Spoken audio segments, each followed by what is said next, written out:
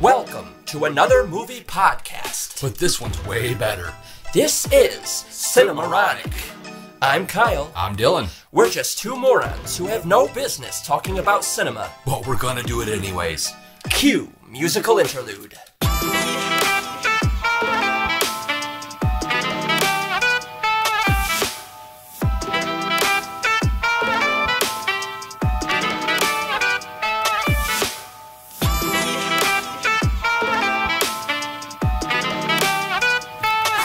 Rolling always makes you think of Heavyweights. Remember that movie?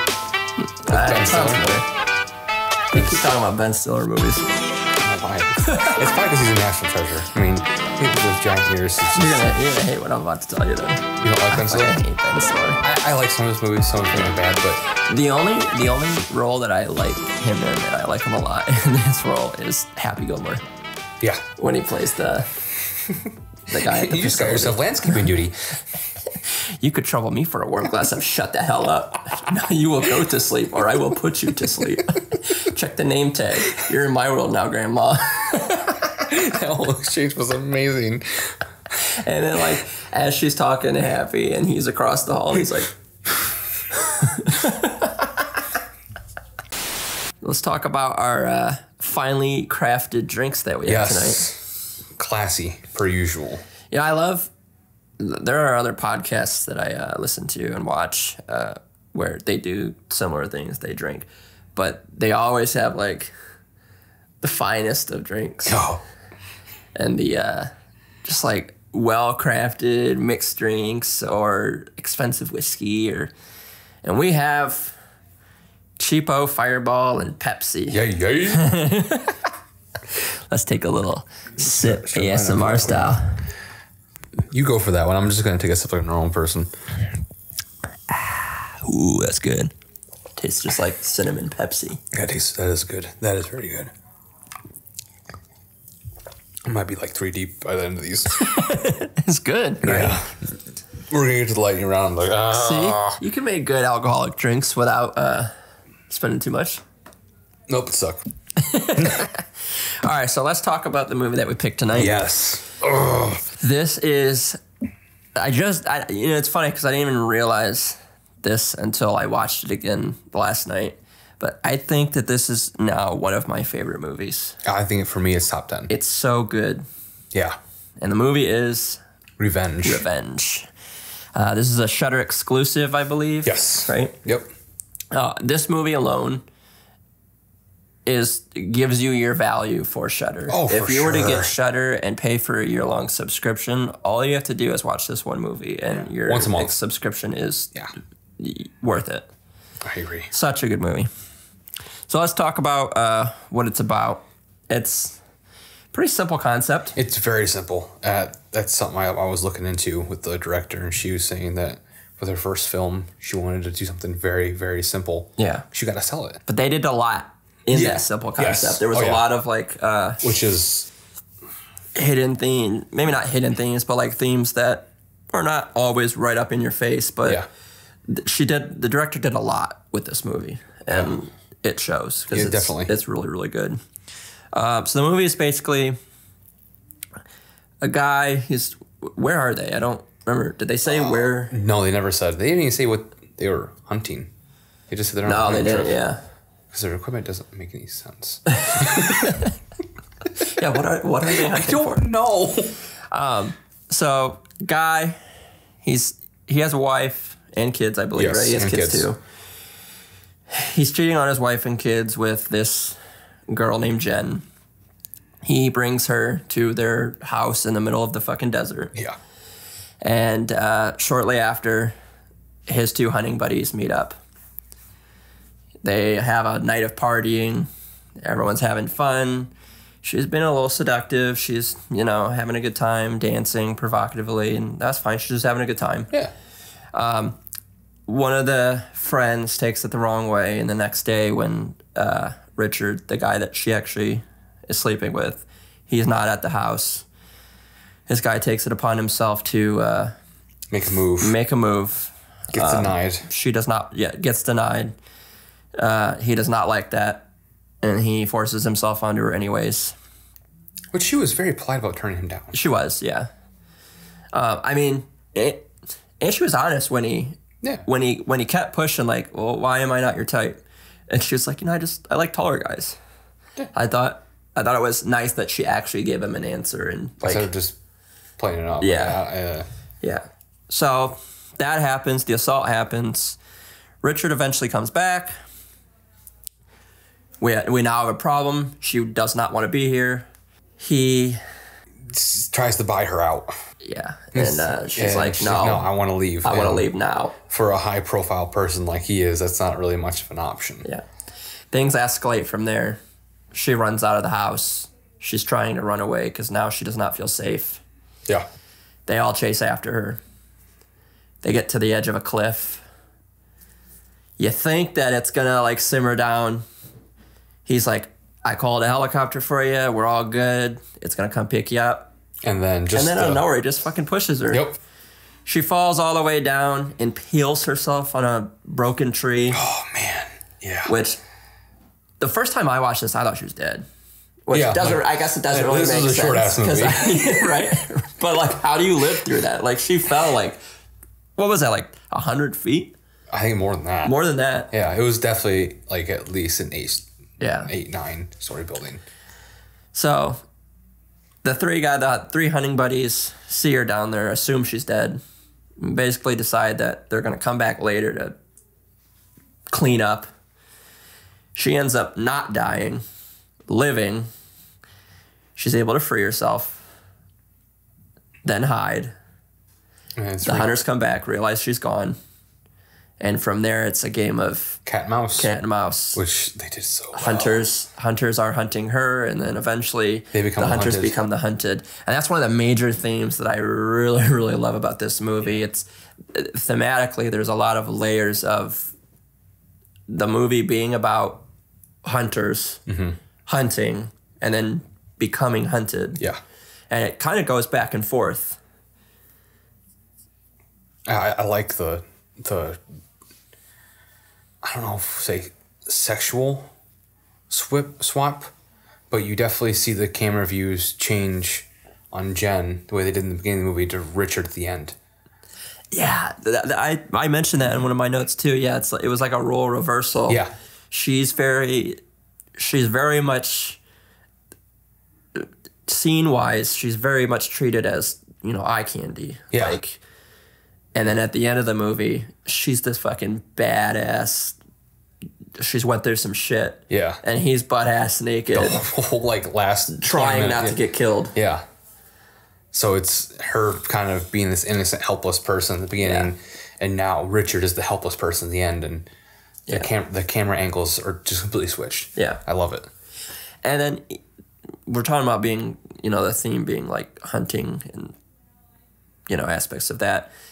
Even the way that they do it, like the way that they hunt, each character has a very specific way that they go about hunting. Yeah. And the one example I have is Dimitri. He even says, this is my tactic. I let the prey come to me. Yeah. So I really like that. There's a lot of sub layers of the whole hunting theme. And you kind of see in this kind of situation what kind of men they are. Like Stan, the guy who ends up raping her, he seems so strong and confident in the beginning. And this happens, and then he becomes this weak, cowardly man in front of these other two guys. Stan, when I was writing notes on my phone, I one of the first notes I wrote was Stan, period, pathetic. Yes. Period. Oh, God, yeah. Creepy, pathetic. Yep. Movie is not making me like this guy at all. And he did a great job with that. I mean, he did. He played the role very, very well. And I don't want to get called out for saying this, but when he was first talking to Jen, when Richard wasn't there, I did for a split second. I kind of felt bad for him because it just seemed like he didn't get. He didn't understand that she wasn't coming on to him. She was just they were all partying. They were all having a good time. It doesn't mean that... He doesn't understand the difference between flirting and just having fun. Yeah. So, but me feeling bad for him only lasted a few seconds. A few seconds. It ends quickly. Well, let's talk about the characters. Okay. Matilda Lutz plays Jen. We got Kevin Janssens plays Richard. Vincent Colombe, I think it's going to be Colombe. I don't know. Sorry if I butchered your name, man. Plays Stan. I believe these are French actors, Yeah, so it's hard to... Matilda's the only non-French person in this movie. Okay. Like, that was one thing I was looking into, is the director even said that she went to America to cast Richard, and she found Jen. Really? And then cast someone in Europe as Richard. Wow. And then Guillaume Bouchède as Dimitri. And that's our cast. Just 4 characters. The helicopter pilot isn't really he's in one scene, so it doesn't really matter. So maybe it'll be easier to talk about each character one by one, because I wrote a lot of notes about like all of them. So like it's gonna be hard to like go back and forth. But let's start with Jen, because I think we can agree that she's the best character in the movie. Yeah, I mean, and I think the only 2 characters that really had a big evolution were the 2 that were involved in the incident, Jen and Stan. Yeah, no, I agree with that, definitely, 100%. Like I said, in the beginning, they show all these, they make Jen very sexual, and her camera angles are always focused on her ass or her boobs or her mouth. And once the incident happens, the angles aren't the same anymore. Yeah. Her clothes aren't bright. They're not sexual. She's not, camera angles aren't on her butt anymore. If they are, it's her walking instead of just looking at her ass. Now, I know that you said you listened to like an interview with the director. Yeah. So is that something she mentions? Yeah. And that was part of the big evolution, was they wanted you to have to view her differently, because she's not the same person. She's not this girl that flaunts her body and her sexuality. She's now this girl who's like, I don't give a fuck anymore. I'm gonna kill anyone that's in my way. Dude, there are some really badass moments involving her.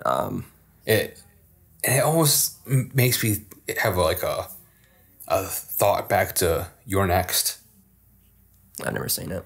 It's I know what it is, but I've never watched it. It's another thing where you have a character flip. Oh, really? Main character, she's just this innocent girl. Shit goes down, and then all of a sudden you find out she was like involved in a survivalist camp, and she's this badass that knows how to kill anybody with anything. It kind of seemed that way with Jen. Like, her decision making changed, her survival skills kicked in just out of nowhere, and she could take these grown ass men down and know how to hunt.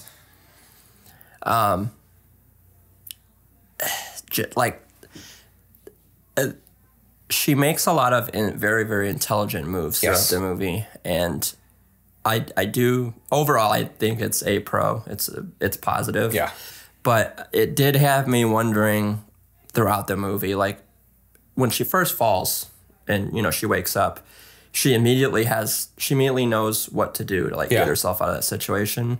And part of me was like, why? Like, why does she know? Yeah. How is she able to just make all the is there a backstory? Yeah, and that kind of makes me kind of curious. Like, what is her backstory? Yeah.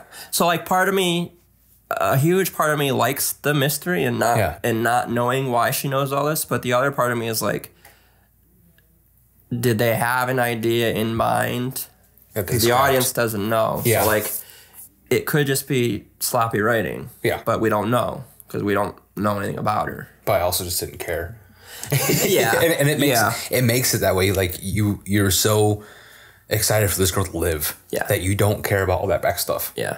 Like, come on. Like, when she's struggling to get that lighter with the headphones, it's just like, you don't care about she's figuring this out. She uses the wire to get that, and then that's smart. And then later on, she remembers the drugs in the necklace that she has, and I don't know if this is the reason she did it, but it felt like it was the reason she took the drugs. She took the drugs so that she could she take that stick out. So smart.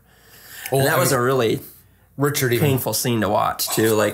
Even though she wasn't reacting to the pain, it was so vivid and descriptive. You knew that did not feel good. If she was not high out of her mind. Oh yeah, I could feel it in my stomach. Yeah. But I mean, Richard even talked about the drugs in the beginning of the movie when the other guys discovered them. He was. I don't remember, what did he? He said some guy died off of them. Oh shit. So I mean, she was already like half dead. Yeah, so she's taking the chance to not be able to feel anything. Yeah. It definitely.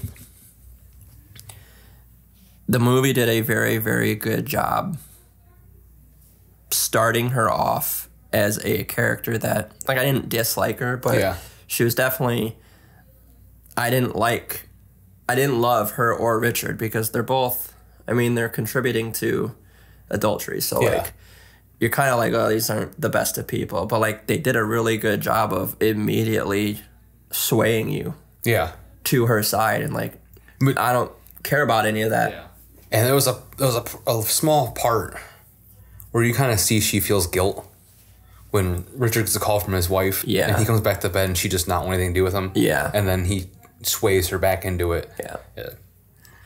It's probably a situation of him just manipulating her. Yeah. So that does sway you even more. He's used to only getting what he wants. Yeah. And I think that's why he became so angry when she turned on the money.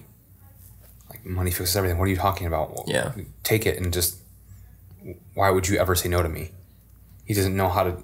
All those guys in that room don't understand what the word no means. He like slapped her. Yeah. He's like, "What the fuck are you doing?" Going back to the intelligent thing, there was a note that I wrote down. out of all of the intelligent moves she made, if she was so smart and didn't have to take a lot of time to think. To save herself, why didn't she just go to Canada when he offered her? Oh, I don't know. I think it was just because there wouldn't be a movie. Yeah, that, and I think she wasn't in the mindset of thinking. She wanted what she wanted, and that was it. Yeah, because I guess at that moment she wouldn't have known that it was going to escalate. Yeah, I'm sure in her mind she believes that he loves her. Yeah, and he's going to give her what she needs because this horrible thing happened to her. And he should be willing to fix it no matter what. Yeah. So I think she put a lot of trust in him, and he just kind of just shit all over it. Yeah. And I think the slap in the face kind of made her realize that, all right, I'm probably not going to live if I stay here. But I mean, even though she left, she still died. Yeah. I also want to briefly talk about the moment where I first realized, oh wow, she's not fucking around. Like, and it was the moment that she killed Dimitri. Just shoved that knife into his face. Like, because I feel like before that, it was like her just trying to survive. Yeah. And it still was in that moment. Yeah. But like at that moment, it was like, it was more than surviving. It was hunting down these people. Yeah. She made that decision. It's more about survival. You guys need to go. You guys need to be destroyed. Yeah. I feel like she played the same game that Dimitri did, pulling the prey in, because once she stabbed him in the eye, her whole demeanor changed. Yeah, she pulled that knife out, and you could just see her like, oh, that felt good. Yeah, I'm gonna keep doing this now. This is what I have to do. Yeah. All right. We could probably go on for another hour just gushing over Jen. So let's talk about. I want to say the two biggest assholes for last. So let's talk about Dimitri. Okay. What'd you think about him? He seemed so just average dude. Average dude that hung out with these two guys. That, I mean, Stan was in amazing shape, but he was in better shape than Dimitri. Yeah. And then you have Richard, who's this chiseled fucking dude. And he kind of just seemed like he hung around those guys because he'd known them for a long time, and he was kind of cool. Yeah. And then that changed as soon as he walks in on Stan trying to rape her, and he's like, all right, I'm going to leave now. Okay, let's talk about that scene for a second, because it's a really uncomfortable... It really was. It's a really uncomfortable scene, and it was uncomfortable for a reason. Yeah. You have to not like these guys. Yeah. And they did it very well. The issue I have with it was when Dimitri walks in, and it's like a slow, long scene of just him eating chips. Oh no, it was a candy. Or candy. Yeah. And I didn't know if I was supposed to be laughing. Like, I know. It was... And it made me more uncomfortable because I'm like, this very bad thing is happening and I don't want to see that. But he's eating chips and he's watching and like, it's so like he's trying to make a decision on what he's supposed to do.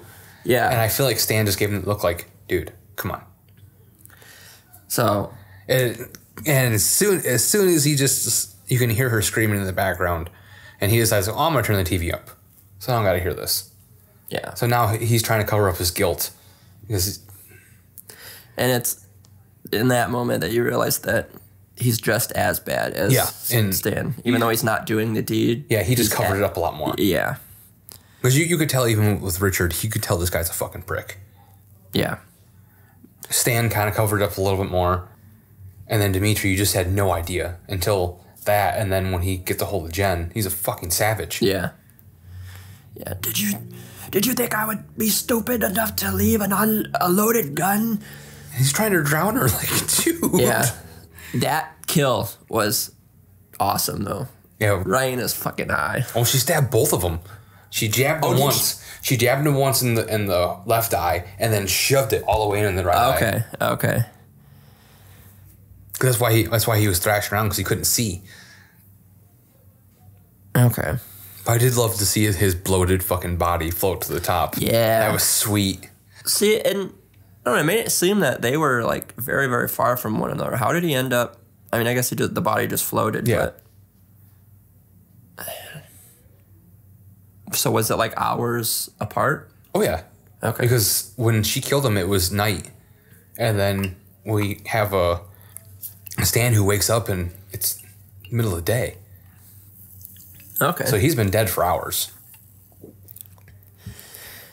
Anything else about Dimitri? Because he was kind of just, out of the three, he was the least important. Yeah. He was just there as the first kill. Yeah, other than that, I don't got anything on Dimitri. Yeah. So who do you want to talk about next? Let's go with Stan. Stan? Yeah, because I feel like Richard we should save for last because I feel like he's more of a complex character. He's the big bad. Yeah, but he's still a little more complex than Stan. Stan's not really... Do you think so? No. Because I don't know. I kind of disagree. I kind of think that Stan is definitely... I feel like he has the most... Other than Jen, he has the most development throughout the movie. He does, but it doesn't... It just flips immediately. Yeah, I can see that. Because when you look at him...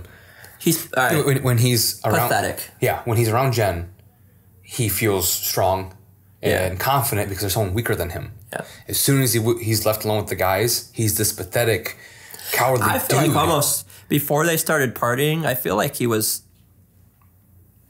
When he was sitting outside and he saw her, it felt like he was not confident. And then the more she danced and like partied with him, he gained that confidence. Yeah, because he thinks... And then obviously it slowly... left. Yeah, I think having a woman around that actually looks at him, that's that attractive. Yeah. Kind of gives him a boost of confidence, but he still didn't, even at the beginning of the movie, he did not act the way he did later on. No, he was so pathetic and scared. And he was such a little bitch throughout the entire movie. He was a worm. Yeah. And even when he's pissing on a spider, and he's laughing about it because he's killing something weaker than him. Yeah. And as soon as Richard comes back, he's just... There's so many like negative things about him that like just irked me throughout the entire movie. And this, like the fact that he didn't want to go, and I'm not saying that Richard's plan was right, to like try and go kill her, but he had the fucking nerve to like not want to deal with the issue when he's the one that caused. Yes, he does not want to clean up his own mess. Yeah, like Richard's doing all this. He's, making all these decisions, and Stan doesn't want to follow any of those decisions, and he's the one that caused it. He's the one that they're having to... At the end of the day, Richard's the one that has to lose out the most. Yeah, I can see that. So, I mean, I get why Richard's taking charge, but at the same time, yes, this is Stan's mess. Yeah. He did the act. He has to at least step up a little bit to even follow orders. Yeah. Like when he stays behind the car. And then... when he's sitting in the car and they're out looking for him, and Dimitri radios over and says, "I found her." And he starts clapping, like he's clapping. Then he plays the music, like so cringy. Like, dude, I don't have to do anything. Yeah, you're what a fucking little weasel. He did a great job of playing that part too. I immediately hated him after. As soon as they wake up in the morning, he's like, "Oh, hi." Yeah. And then she's kind of like, you can see him just like, well, "What the fuck? Yeah. You were all over me last night." Yeah. But he doesn't yeah, he's just that type of person. Like he can't separate. Yeah, he gets a little attention, and it just means he thinks that it means you're in love with me. Oh, she's in love with me. Yeah. When they find Dimitri's body, I liked the polarizing reactions. You had Richard, who was like, didn't give a fuck. He was pissed, but he was like, all right, this needs to be handled. Yeah. Whereas you had Stanley, the little bitch that he is, he just throws up. He starts like throwing up and like, oh my God. He's sitting in the car, blaring the AC, and he's like having a panic attack while Richard's dragging the body onto the gravel, and he's like, oh, fuck. Yeah. All right. Well, we'll talk about Richard when we come back from our break. Yes. So this is a bad segue, but yeah, we'll be back.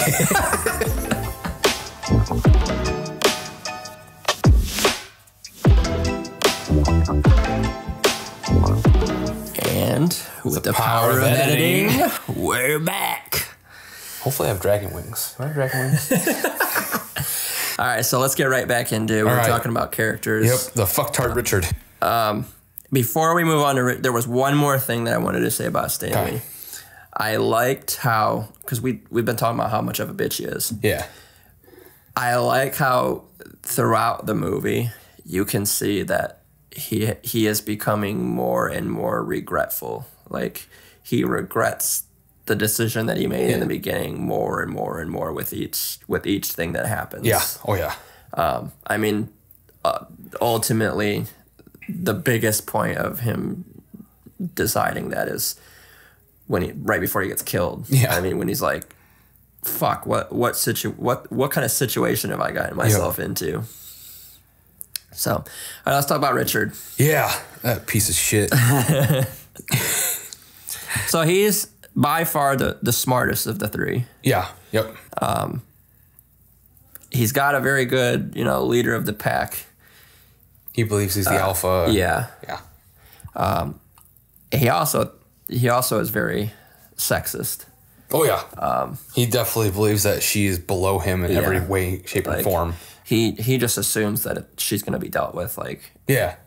And it's not until that very last, huge scene that he actually sees her as a threat. Yeah. I feel like even when he realizes Stan's dead, because he's not responding, even then, I don't think he sees her. And I think even when they come face to face at the house, he's like, "Come on." Yeah. Come on. Yeah.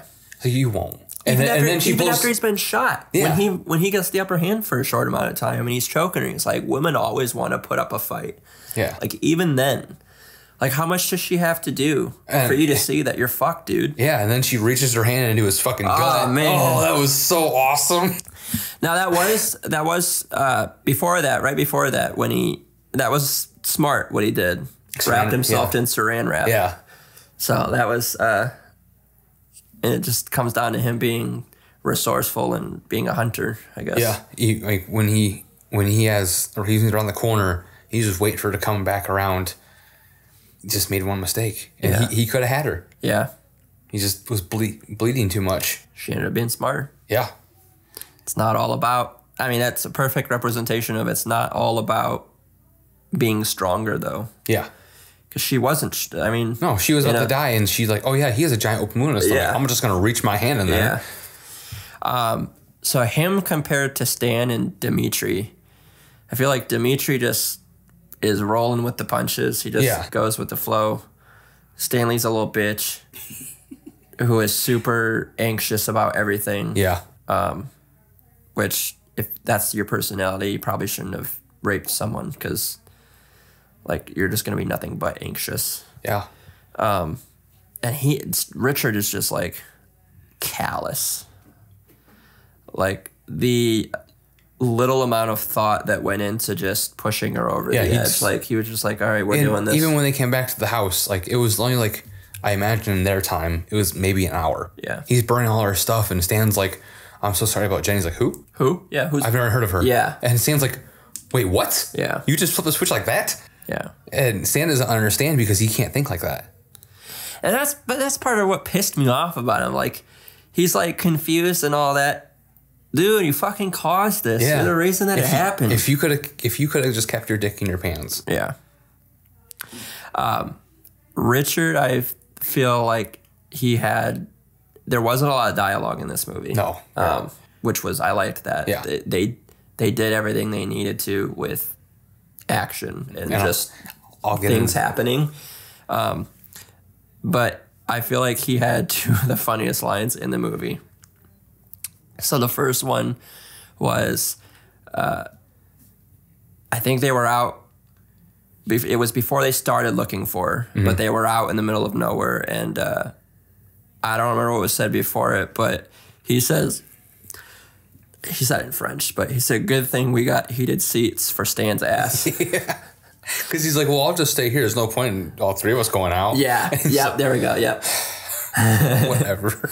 And then the funniest line of the movie, I know it's not a funny movie, and you know, and there wasn't a lot of dialogue like we were saying, but the funniest line in the movie was when Stan's trying to convince him that they shouldn't split up, and he's like, if you're lost in a forest, you're not supposed to split up. And he says, are we in a fucking forest? Are we lost? And he just berates him. I mean, he just tears Stan down constantly. Oh yeah, that dynamic is, it's a interesting dynamic. It really is, because you can just tell that Stan follows Richard around because Richard is successful and he's good looking, and he thinks that because he hangs out with him. Well, this is just me, my analysis of him. Yeah. Like, you know him, yours. Yeah. Yours Yeah, he's a fucking, no, but I believe that he just thinks because he hangs out with him, he'll have the same success and the same treatment as him. Yeah. And I think that's one of the reasons why he thought Jen would want him. Because, I hang out with this guy, so I'm equal as him. Yeah. So she should want me too. Yeah. And that's not the case. No, it is not the case. Because you're weird, bro. Like, I was gonna. Yeah, I feel like Richard's coldness just gets more and more throughout the whole movie. Yeah. Like we were talking about Dimitri's body. He seemed like he just didn't give a shit at all. He drags it out, and he's like, if anyone asks, he got careless. He was a careless hunter. Yeah, and I think the only reason he kind of freaked out when Stan wouldn't answer was because now he's by himself. Yeah. He has to handle this by himself now. And even that, I mean, I feel like he showed,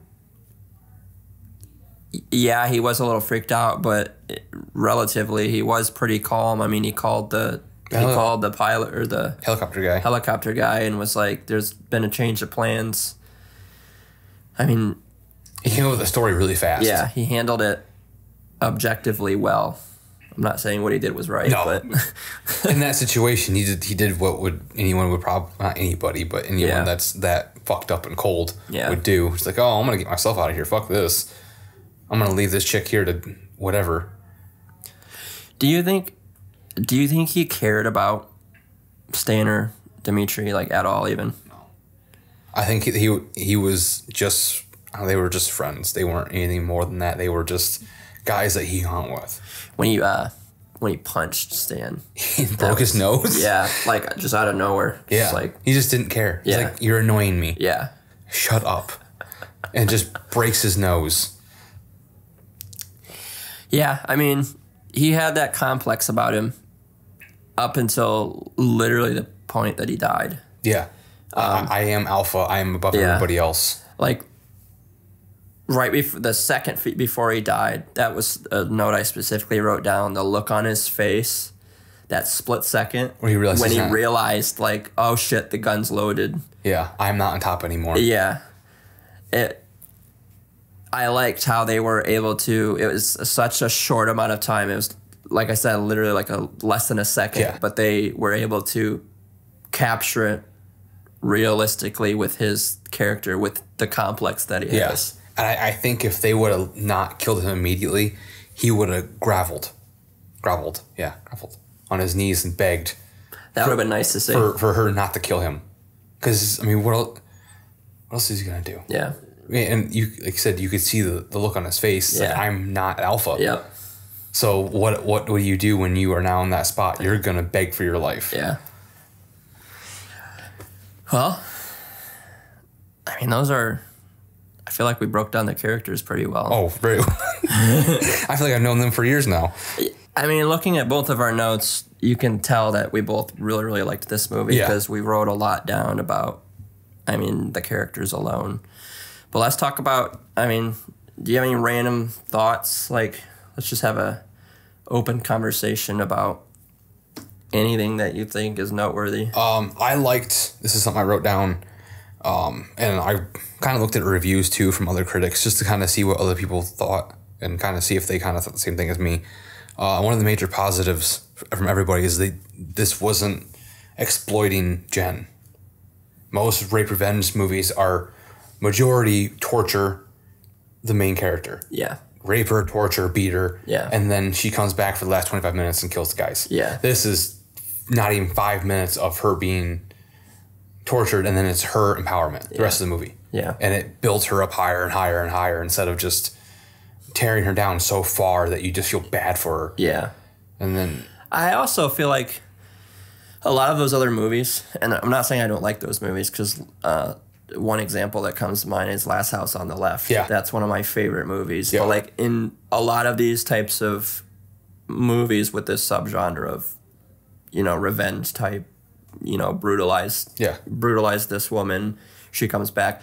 In a lot of those movies, the villains they're established pretty early on that they are scum. They're terrible trash. I'm not saying that these people weren't trash, but like she was on their side in the beginning. Yeah. Like they were all having a good time. Yep. So like the way that they were able to flip that and still have you on her side 100%. yeah. I liked that. Yeah, I agree with that. They played that snake in the grass very well. And we were talking earlier about the fact that there's not a lot of dialogue. And this is part of my notes when I was listening to the interview.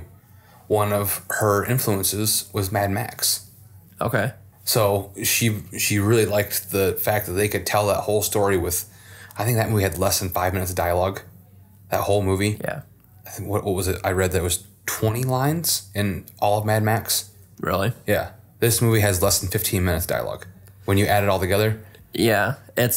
Honestly, it's pretty much all action. It's dramatic. It's, 3/4 of the movie is her just getting shit done. Yeah.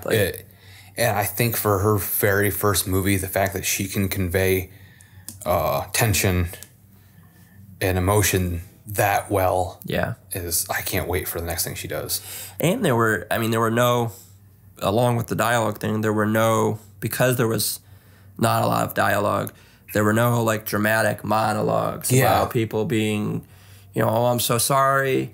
Yeah. And there were no monologues from her. Like, it was all just getting shit done. Yep. And I liked that. Yeah, it got straight to the point, and that was one of her other influences was Kill Bill.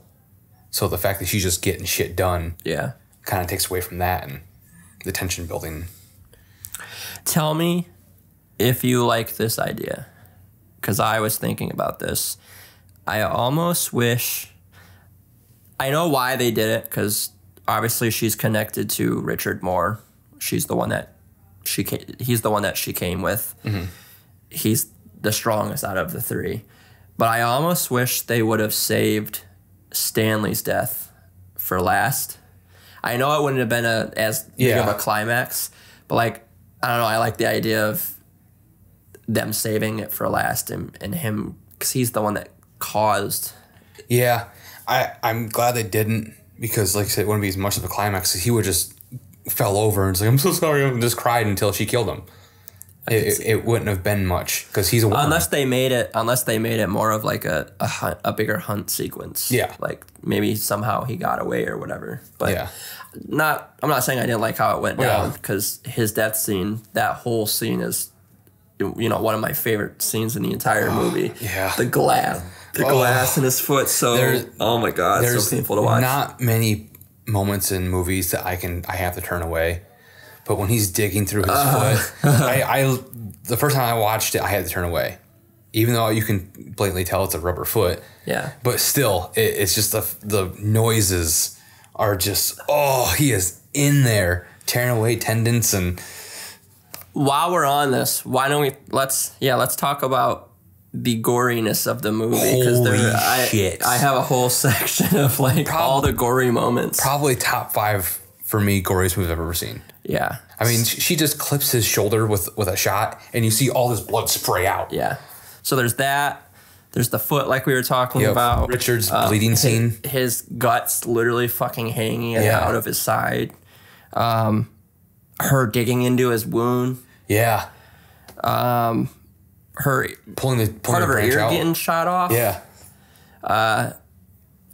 And the way they were, we talked about this earlier, but the way she was when she cauterized her wound, even though she's not reacting to the pain, like the way that it looked, like it was so vivid, like even though she wasn't gasping in pain, I feel like I was, at least. I'm assuming you're feeling the pain for her. Yeah. I still like that she still passed out of shock, even though she can't feel anything. Yeah. The fact that she just put a piece of tin on her body and sealing a wound, she still Beer can tattoo later. Yeah. That was fucking dope. That was one of my only problems with this movie. Really? Because it wouldn't transfer like that. But I know why they did it, and it's a symbol. Yeah. But it's still one of those things like, come on. There were a few little things in the movie that didn't make sense. Yeah. And I'll get to that in a sec, but stabbing Dimitri in the eye, that was another gory moment. Oh, yeah. Obviously, the first thing that happens, her being impaled. Yeah. That was... I like how they made, when she pulled her branch out, they just made it look... Yeah. And it's kind of poured out, and she's just staring at it like, oh, I should probably do this. Yeah. The other thing that I wrote down that didn't make sense, that's such a little thing, but when Stan is in the car, he's waiting for Dimitri and Richard, he's not wearing a seatbelt, and the dinger's going off. Am I wrong in saying that should only be happening if he's driving? I've never been in a car that dinged when you weren't wearing your seatbelt unless the car was driving. Yeah. I've also never driven a Range Rover before. So anyone that's out there was driven a Range Rover before, let us know if that's a thing or not. That's funny. Yeah, but that was still funny, though. He's getting annoyed by it. Yeah. Like, you're not doing anything.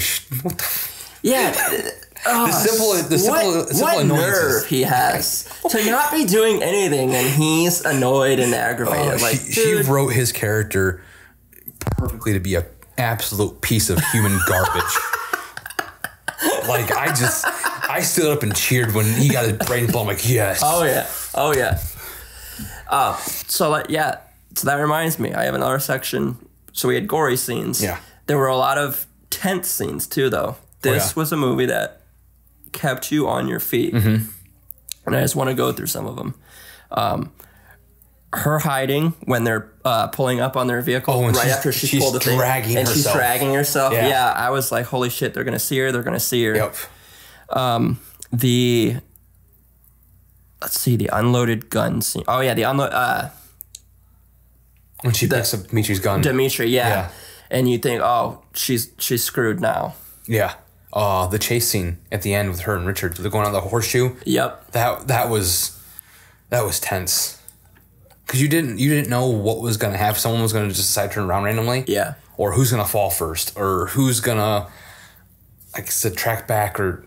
Yeah. There were a lot of things in that entire last section of the movie when they're back at the house. Like the TV randomly being turned up loud. Yeah. Scaring Richard. Her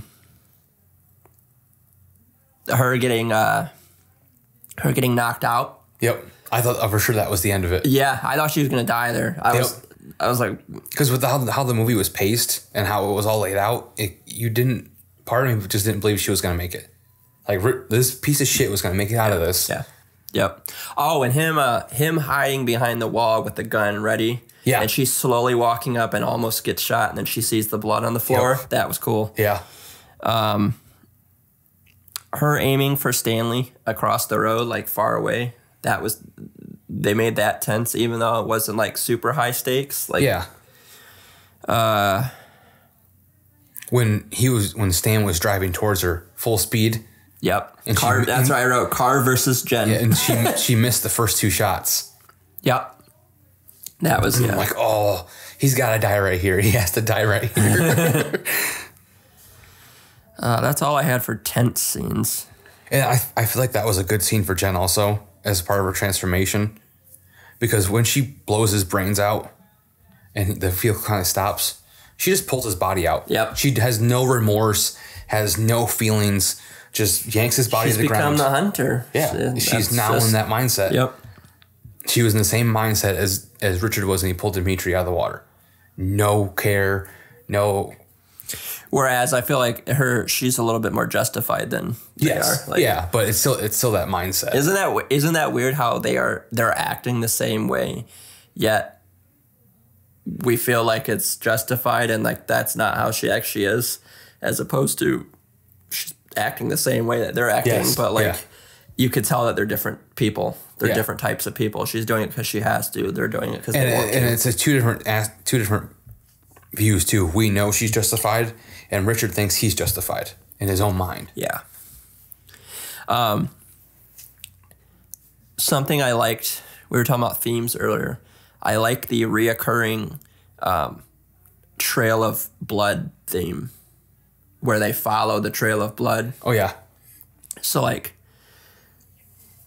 they follow the trail of blood when they go down to where she was impaled. And she was standing right here.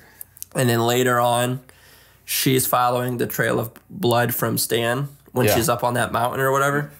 And then at the very end, we were talking about the blood spilling over on the floor. I liked that reoccurring. They did it more than once, and and it played a major part. Yeah, in every part of it. Because if she wouldn't have led that whole trail, I mean, obviously she's not in the tree, but they wouldn't have even known she was still there. Yeah, I mean, who knows? A coyote could have came and grabbed her. And So one scene in particular that I liked. I mean, I liked everything, but we were talking about the drug scene. Yeah. I liked how it was a dream after a dream after a dream. You didn't know when it was going to end. You didn't know when it was going to end, yeah. Did you think that when she pulled it out and did all that stuff, were you convinced that it was actually happening? Or were you... Because I was slightly thinking that maybe it wasn't actually happening. And we were just watching an acid trip. No, I thought for sure that was happening. Okay. I think once the second dream started, after she died the first time, I'm like, all right, here we go. This is gonna get weird. Yeah. And then it just kept going and going and going. I'm like, all right, well, this is gonna be the same loop.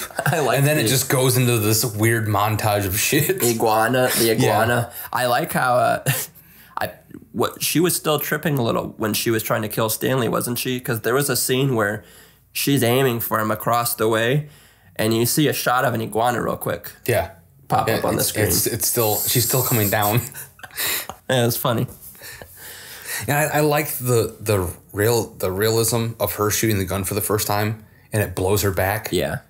I hate all these other movies where someone that doesn't know how to shoot a gun just knows how to shoot it immediately. Yeah. And is perfect at it. That lended to the tenseness that we were talking about. Yeah, because she mostly misses. Yeah. I mean, she blows his shoulder off, but she's aiming for his head. Yeah. That was another thing that made me think, oh, what a whiny bitch Stanley is when he tries picking up the gun. But he's got a wounded arm, and he's literally like crying. He's like, It's like, pick it up, you little bitch.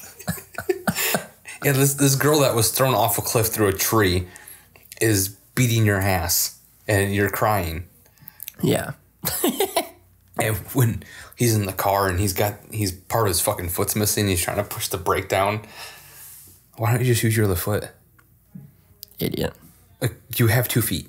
One does not have a... Yeah, that's what I said when I was watching it last night. I was like, why is he's in so much pain. Just use the other fucking Every time foot. he presses down, a giant squirt of blood shoots out. Yeah, like, are you stupid?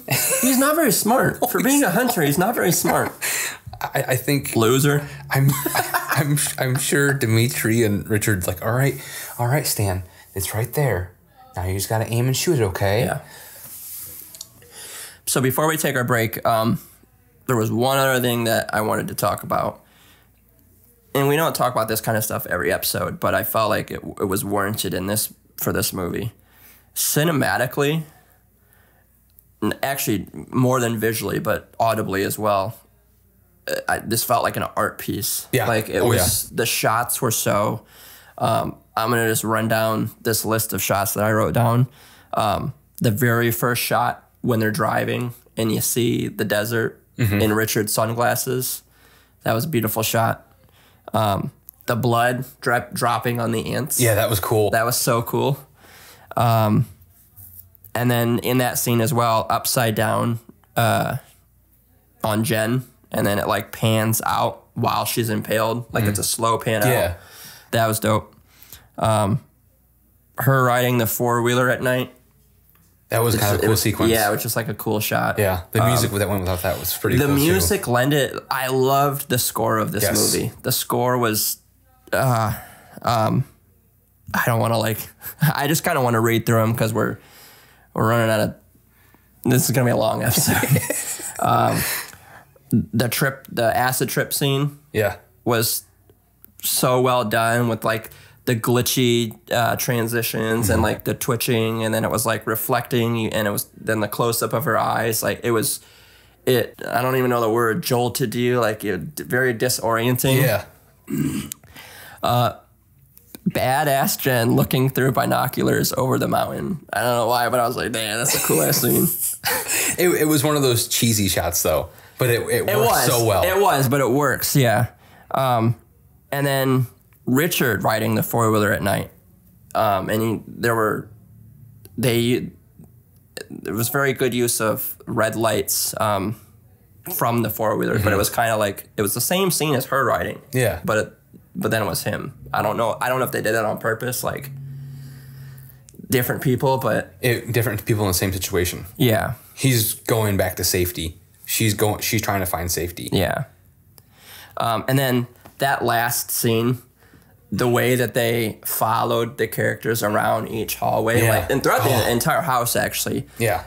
I love the way they shot that. They wouldn't have shot it the way they did, the tension wouldn't have been there. No, exactly. The way that it was shot was a huge part of why it was so tense. It could have gone one or two ways. It could have saved tension, or it would have looked goofy.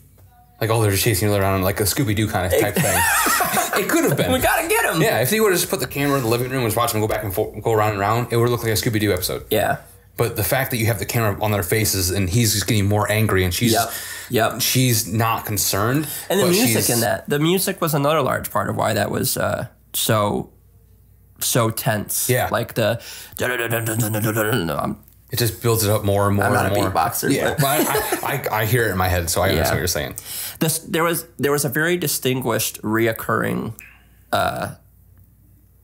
loop, different instruments throughout it, but like you could tell that the score was part of the same movie. Yeah, and I'm an idiot, so I can't always tell that when I'm watching a movie. Like, no, I don't think you could have taken the score from this movie and put it with a different movie. No, it wouldn't fit. It worked with this movie perfectly. Yep, they build these scenes up perfectly.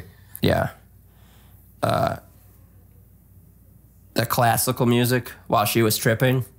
Yeah. And then they had like the low pitched laughs and then the high pitched laughs. Like that was cool. And then there was while we were talking about how she was riding at night, there was a synth that they used. Mm-hmm.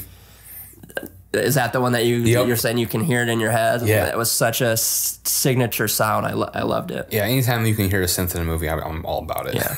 I love synth. All right, well, we could probably go on and on and on and on. But let's get into this game. We'll take a break, and then we'll get into this game that you are so excited to play. Always so excited.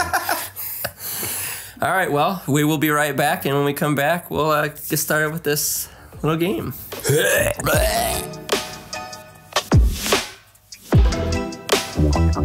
And with the power of editing, we are back. All right, so before we get into the game, Dylan would like to talk about some interesting facts that he found. So, like I said, her big inspirations were Mad Max, Kill Bill. She also said that one of her other huge influences was Rambo. Okay. So she said the big idea of transformation came from Rambo and Kill Bill. Okay. So she took a lot of elements from mostly those two, but the whole dialogue and action part came from Mad Max. Okay. So that was kind of interesting. Yeah. The way that Rambo kind of transitions to the movies kind of makes sense. The movie was actually supposed to be all French. There was supposed to be no English in it. Oh, really? Yeah, but they decided that was going to be harder to do and harder to distribute. Oh, okay. Since this is her first film, it's very small, the budget's very small, you need to try and get to everybody. Yeah. So it would be easier to sell in the States than just France.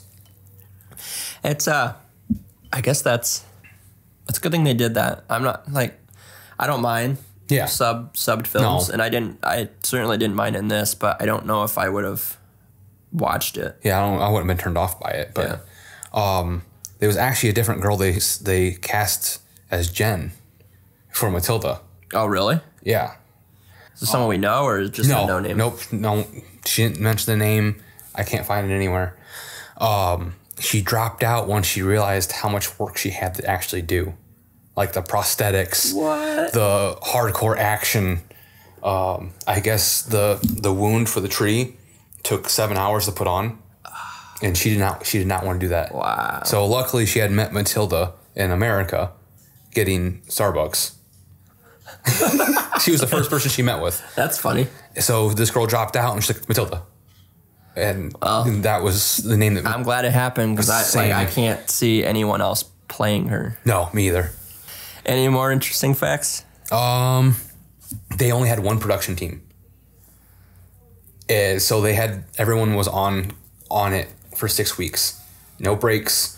There was constant shooting. Wow. The place that I forgot where the location is. That must have been torturous in the I desert. imagine. But it was cold there. Oh, was it? She said that it was cold. And Matilda was only in underwear. So they had to like digitally take out her breath. Wow. Yeah. Everyone's in coats and she's just in her underwear, and so I thought that was kind of cool. 6 weeks, one production team. No, there wasn't a whole lot of sleep. You just had to go. Go. But I mean, they made out. This movie won so many awards in the festival circuit. Did it? It got so much traction. So I mean, it paid off. I can't. Not that Shudder isn't big or anything, but I can't believe that it didn't get I can't believe it wasn't put on a bigger platform. Yeah, but I guess with the goriness and there's not a whole lot of people that are going to pick that up. This movie's a little too brutal to go on Netflix. Yeah. Well, I keep telling you to watch Slasher. Slasher was on Netflix for 3 seasons, I guess and it's true. Slasher is. I'd say parts of it are as gory as this movie. All right, well, I guess. But I mean, I'm glad it was on Shudder. Yeah, I think it might have just been they wanted a certain amount of money, no one wanted to give it to them, and Shudder's like, yes, we want this now. Yeah. Okay. This will be our staple. Anything else, or should we? No, let's keep moving. That was all the facts I had. All right, are you ready for your favorite game? Oh, God. All right, so I feel like we should tell the story about the first time. Yeah. Okay. All right, so go for it. So we recorded a premiere first episode of this podcast for a movie, and we're not gonna say what movie it is because we don't know if we'll end up doing the movie again. But we did a game similar to this with these exact shots, and it was terrible. Oh, it was awful. It's the worst thing that we've done. Yeah. And then we decided we were gonna scrap the episode. I was pissed. And so that game will never see the light of day. Just kidding. So we basically did it for nothing. Yeah. And now we're doing it again. Yep, because just torture. So here's what it is. We got five shots, and in each glass is water mixed with a condiment. Except for one. Because that one is a liquid already. Yeah. So we got ketchup, mustard, mayo, horseradish sauce, and then soy sauce. Yep. And then in the middle is a shot that is everything combined. Yeah. So in our little pilot thing, I lost. Spoilers. That's fucking gross. All right, so the other games that we played so far was trivia, and it was usually, one person answer. Yeah. So we thought we'd switch it up a little this time. Well, since this movie was on both of our lists, it's kind of a weird thing because each other movie was you picked or I picked, and we both were hell bent on doing this movie. So. Yeah. So here's what we're gonna do. We thought of 5 different opinion-based questions. So shit like favorite scene, least favorite character, favorite, yada yada yada. So we're gonna go back and forth, and we're gonna ask each other, what do you think my blank is? Yeah. If you answer correctly, you get a point. If you answer incorrectly, the other person gets a point. Also, if you get it wrong, you have to drink one. Yep. If you get it right, I have to drink one. Yep. Then at the end, whoever has the most amount of points wins, and the loser has to drink the combination one. Oh, God, I hope it's you. I can't do it again. Some of this stuff looks like it's floating to the top. Coagulated. Yes. I think it might be the horseradish. I wish we had like a stir. I could use Ghostface's knife. Hey.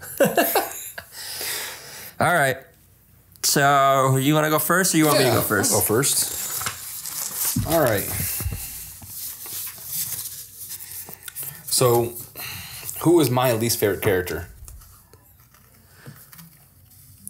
Dimitri. No. Was it Stan? Yeah. Damn it. That's the obvious choice. That's why I didn't choose it. Yeah, I didn't. There wasn't enough for me to purely hate Dimitri. I mean, I didn't like him, he was but kind of just there. But I also just loathe the existence of Stan. My least favorite was Stan as well, by the way. I mean, we could both answer these questions, but I'm going to take the soy. Oh, wait. You're picking, aren't you? You picked the drink. I'll let you pick. Okay. Then I guess I had to let you pick. You don't have to. I'm just being a nice guy. What? Salty? Well, that was the soy sauce? Doesn't it taste like a salty piece of beef? Yeah. Oh.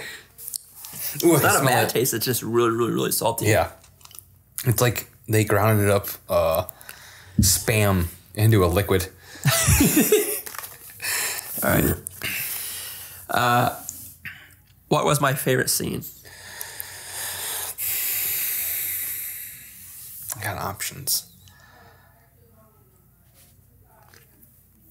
I'm going to go with the final chase scene.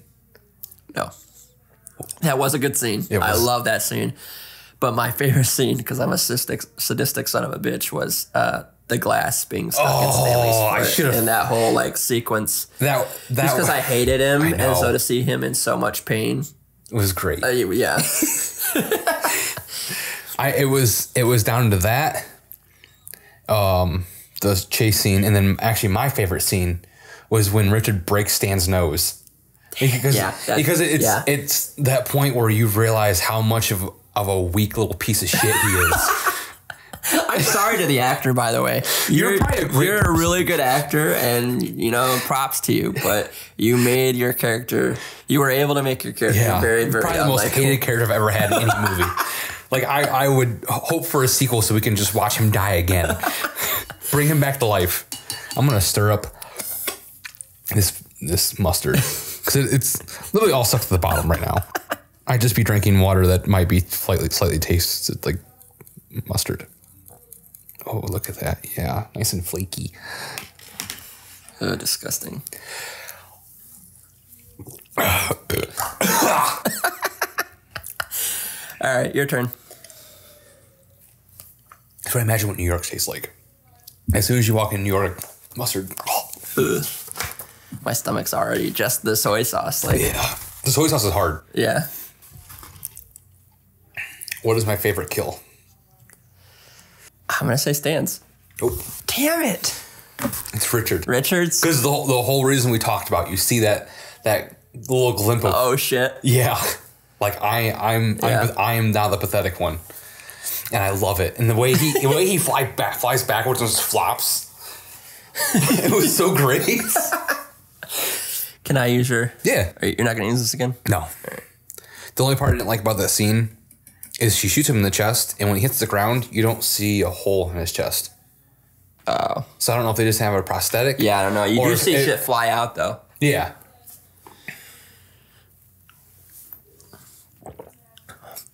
So what was that? That was ketchup. Ah. I'm taking the really salty ones. All right. My least favorite scene. I'm trying to think, what would your least favorite scene be? I'm just gonna go on a limb and say the very short rape scene. Damn it! Yeah, that was it. Yeah. Yeah, it was very, very I mean, it did what it was supposed to do. Yeah, it made you were supposed to feel uncomfortable, and it's supposed to make you not like this guy. Yeah. But it was still, I mean, because it was so uncomfortable, that's why my least favorite. Well, one of the reviews I was reading, one of the guys was saying that this movie does this genre better because you don't feel like you need to take a shower after you watch it. Yeah, you have that little bit of time of uncomfortable. Yeah. But all those other movies, the whole first half of the movie is just uncomfortable. Yeah. You just, you're forced yourself to watch it. We already brought it up once, but Last House on the Left. Yeah. Very that scene is 20 minutes long. Yeah. There's no reason for it to be that long. Shit. Or I Spit on Your Grave. Yeah. The original one. That part is like a half of the movie. I don't like the original. I like the remake, but I don't. The original one was just too much. Yeah, it was. It pushed the bounds of everything. I don't know which one this is. I don't know if it's mayo or I think it's mayo. Disgusting. I don't want to.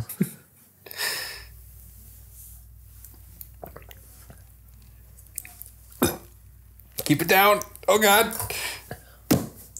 Which one was it? I think mayo. Oh, shit. Ugh. Ugh. So does this mean I have the most points then, since I got one right? Yeah, I think I have 1 and you have 2.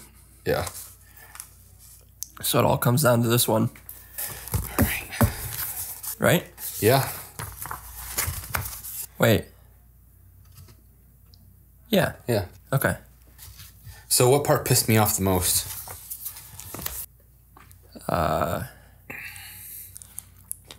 I'm just gonna fucking go for it and just say when Stan's complaining about having to look for Jen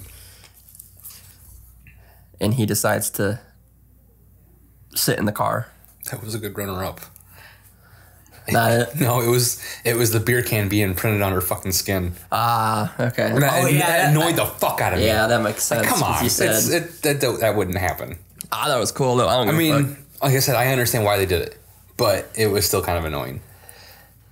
My most pissed off moment was Stan shooting Jen's ear off. Yeah. Or part of her ear off or whatever. Because he's just being a bitch about it. Yeah. Well, and also, like, I don't feel like he deserves to get anything on her. No. Like, no, she's definitely more of a badass than he is. Yeah. He has more of a spine. I still have to take the horse riders first. Skip it. Skip it? Skip it. I'll let you skip it. I'm not going to do that to you, buddy. Aw. Dylan is so nice. And you want to know the difference between me and Dylan? I didn't let him skip it when we played this game. I know you didn't, you piece of shit. My dog's barking in the background. He agrees with me. All right, here we go. Oh, that looks nasty. You want to stir it real quick so it doesn't look as bad? Let's. I don't know if you're gonna be able to see this. It's gross.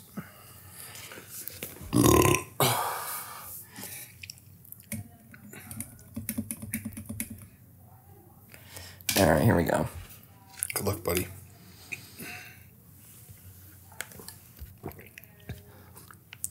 Oh, keep it down, bud. Keep it down, man. You can I'm do good. It. Yeah, that's what I like to see. All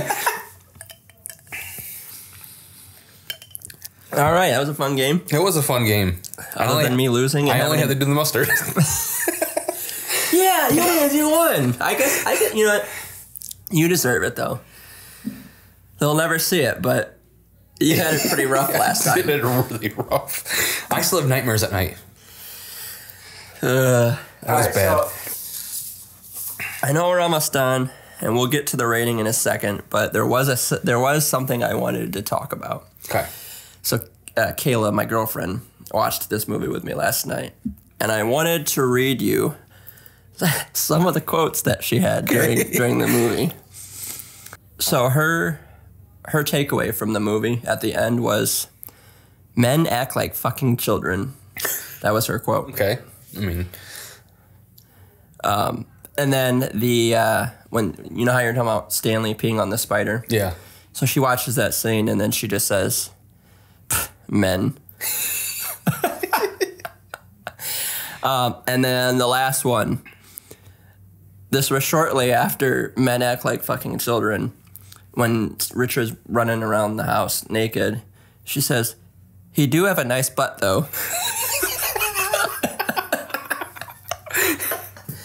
So those were wise words from Kayla. That was one thing I wanted to point out. I forgot to point out.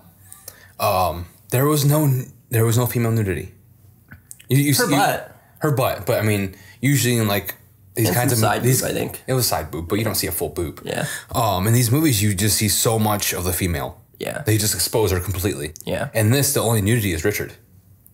Only the real frontal nudity is Richard. Yeah, I mean, I guess even her back end, when they showed it, it wasn't just to show it. It was to show that she was in a vulnerable place, and he walks in on her. Yeah. So yeah, I like that. And it's another one of those gender swap things that I really enjoyed about this movie that made it so smart. They did the gender swap in several different places, and I really liked it. I like how he was running around. Normally, you see the girl running if she gets out of a shower and she's running around half naked, and it was him in this situation. Yeah, and I really liked that. They did that whole gender swap thing after the whole hunter comes to hunted. Yeah. So now he's in a vulnerable spot, now being naked. Did she talk about that in the interview that you were listening to? No, that was just me. It's just you? Yeah. Oh, you think you're so fucking smart? Well, yeah. You recruited me, bitch. All right, so let's do our rating. So it's the lower this number out of 5 shots. The lower the amount of shots, the better the movie is. How many shots would it take you to want to watch this movie again? I'm gonna say 0 shots. I'm gonna go to the negatives. Oh yeah, I want to be beyond sober and watch this movie. I'm gonna give this a 0 out of 5 shots and a 5 out of 5. Ooh, it might be I'd love to watch this drunk, and I'd love to watch this sober. I would like to actually watch this movie high, especially the acid trip scene or the peyote scene. Yeah, like whoa, dude, whoa. I know you said you didn't, but I watched that acid trip scene, not knowing 100% for sure if she was actually pulling that tree out or if it was just part of the trip. Nope, that was all real. All right, well, this was a fun episode. It was a fun episode. This movie, we talked a lot. We had a lot of things to say. Oh, if you guys want to hear more of it, we'll do another episode. I don't give a fuck. All right, well, I guess we'll just kind of end it abruptly. Yeah, with the power of editing, we are going to say goodbye. All right, peace, y'all. See you. So, did you learn anything new about the movie from that conversation? No, didn't think so. Oh well, better luck next episode. Speaking of, stream our episodes on Spotify, Apple Podcasts, YouTube, or any other streaming platforms that you use.